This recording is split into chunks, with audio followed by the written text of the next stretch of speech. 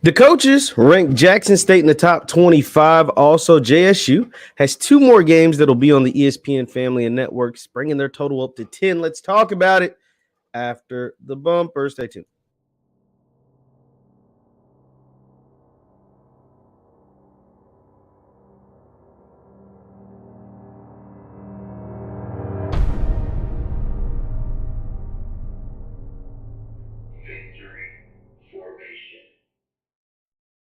What is up, everybody? What is up, everybody? My name is JeffLightsyJr here with Victory Formation. Thank you guys for tuning in. Be sure to hit the thumbs up button. Excuse me. Like, share, subscribe, and the notification bells. We upload every single day. Now, JSU, they have been ranked by the coaches in the top 25 of the coaches poll preseason. They're ranked number 17 to be exact. Let me go ahead and share with you my screen. And let's talk about it a little bit about Jackson State being ranked in the top 25. Now, as you see, this is the AFCA coaches poll. Hold on, let me go ahead and keep scrolling. We got North Dakota State coming in at number 1. They finished the season 14-1. That's a no-brainer. But if you keep scrolling, look at that. And coming in, checking in at number 17 with an 11-2 record from last season, and with their first game coming September 4th, is Jackson State, led by head coach Deion Sanders. The Tigers ranked 17. You know, at one point last year, they were in the top 25. I'm not sure if they finished. I don't think they finished the season in the top 25, but they start the season at number 17. How far do you guys believe the Tigers can move up the rankings? You guys know their schedule. You know they play tough teams like FAMU, got Grambling early in the season. Let's just go ahead and bring up the JSU schedule. Why not? Because that would make a lot of sense, and that would help us, in determining how far we think they could go up. Early in the season matchup, Southern Heritage Classic, Orange Blossom Classic, the W.C. Gordon Classic against Grambling, Southern on the schedule, Alabama A&M on the schedule, Alcorn on the schedule. No crazy out-of-conference games. And then, of course, Campbell. We talked about how Campbell could be a team who was one of the teams that could ruin the JSU season. So let me go ahead and pull up their schedule. But how far, put in the chat, put in the comments, how far do you guys believe that Coach Prime and the Tigers can move up those rankings? How far do you think the guys can be, whether it's throughout the season or by the end of the year? How far with this schedule right here? No other teams, no other HBCUs, no other SWAC schools in the top 25 of the coaches poll. Let's see. No other SWAC schools, no other MEAC schools, and that's the majority of the JSU schedule are in the top 25. And so Jackson State, according to the coaches poll, won't have overly impressive wins. If nobody else is on your schedules in the top 25, that means to them your schedule isn't that strong, and that goes back to the whole, you guys play a weak schedule thing. But that's neither here nor there. Let's talk about the actual schedule. We know FAMU is going to have an amazing season. A lot of us out here in this media space believe Tennessee State, specifically me, and because of the additions that Coach Eddie George has made and the quarterback that he was able to bring in, is going to have a pretty good season. I think they were even preseason favorites in the OVC, if I'm not mistaken. Somebody can check me on that. But Tennessee State is going to be a really good team, and that's a team that could finish in the top 25 by the end of the year, especially if they ended up winning their conference. You got Grambling, who I think is going to be a sleeper team in the SWAC. I think Grambling is going to be a team that is being picked in the middle of the pack in their division. They're a team that's going to surprise some people, get some surprise wins probably on the year. Valley is going to be really good. They were picked to finish last in the SWAC. They're not going to finish last. Alabama State's an interesting team. Brought in a bunch of talent. They brought in a quarterback who could be special, has the potential to be special, but it all depends on what you're able to do out on the field.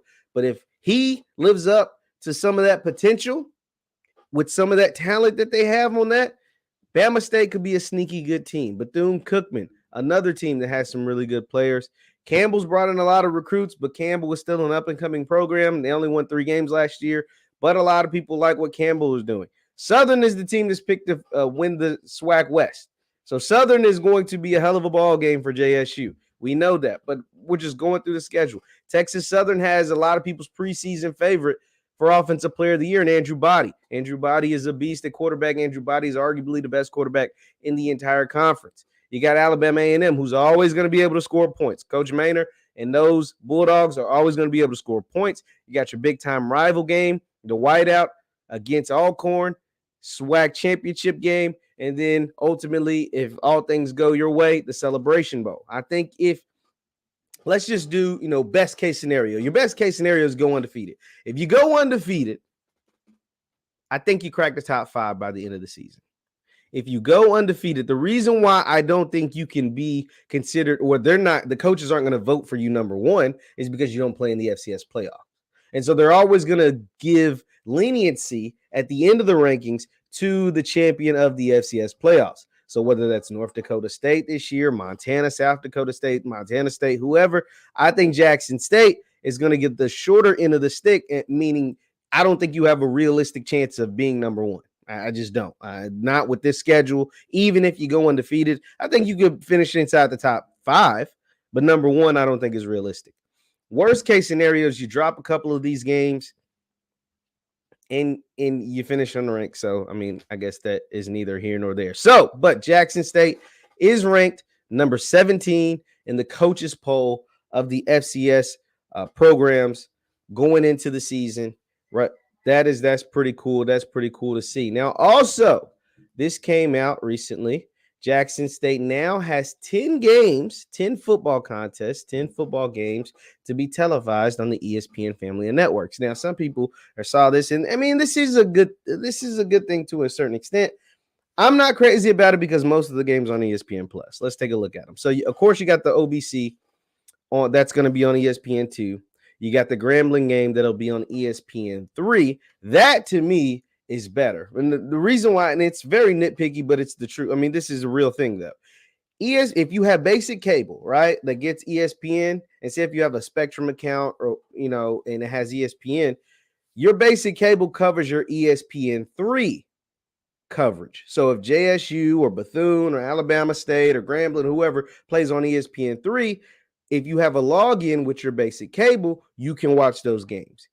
ESPN Plus is something totally different. You have to actually pay for a subscription service to watch the games on ESPN Plus. Now, lucky for JSU fans, one of the games that is on ESPN Plus will also be on HBCU Go, and HBCU Go is free. So, the Campbell game on October 22nd. That's interesting how they were able to work that out. But according to the schedule that Atlanta reporter Samuel Crenshaw put out, the Campbell game for JSU will be on HBCU Go. Let me go ahead and pull that up. Let's go ahead and take a look at that. That way you guys don't think I'm just making this stuff up. Yes. The Campbell game on the Jackson State game, homecoming game against Campbell on October 22nd will be on HBCU Go, according to Mr. Samuel Crenshaw. Now, the only problem with that is his schedule. Now, this is super this is super minute, but his schedule says that game. Well, I guess we could look at the official JSU game. That game is at 2:00, but his schedule says it's at 4. So I don't know if that means HBCU Go will be playing the replay of that game. I don't know how that works out. But he also has the HBCU Go getting the Jackson State at Bethune-Cookman the week before. And this says that game is also on ESPN Plus. So there is a little bit confusion going on there with what's taking place with HBCU Go and what's taking place with ESPN Plus. I'd much rather it be on HBCU Go because his, this says 3:00. His schedule says 1:00. The JSU schedule says 3:00. I don't know. I do not know. I do not know. So we will have to wait and see on that. I actually just noticed that, and that's interesting. But these are the games, and hopefully, if these games are simulcast, meaning they're being broadcasted on ESPN and HBCU Go. It's better because ESPN Plus is a subscription-based platform, meaning you have to pay an extra on top of your cable package to get these games. But that's kind of discrediting that schedule Mr. Samuel Crenshaw put out, because ESPN don't simulcast. They simulcast with themselves, but they typically don't simulcast games that they're covering with someone else. You don't typically see an ESPN game, whether it's on an ESPN platform linear, as far as 1, 2, 3, U, whatever, and it also being on NBC streaming service. You get what I'm saying? Like, they don't typically, that ain't something they do. So that now I'm actually just now noticing that is making this schedule that I put out there, that Mr. Samuel Crenshaw put out there, it's kind of putting some monkey wrenches in his games, his time slots. It's making it look kind of funny now that the more and more I'm seeing it. So that is something to watch. That is something to look forward, to watch out for too, because HBCU Go hasn't officially announced or released their schedule. These are all leaks that are coming out from different people, whether it's different people saying different stuff, or this Mr. Samuel Crenshaw guy. Like, different people are putting out the leaks, and they haven't officially tweeted or put out a press release or whatever their actual game schedule. It's getting pretty close. They might want to get on top of that. But these are the 10 JSU games that will be on the ESPN family of networks. I'm always cool with them being on linear as far as ESPN2. I love them being on ESPN3. It's easy for the people that already have cable access.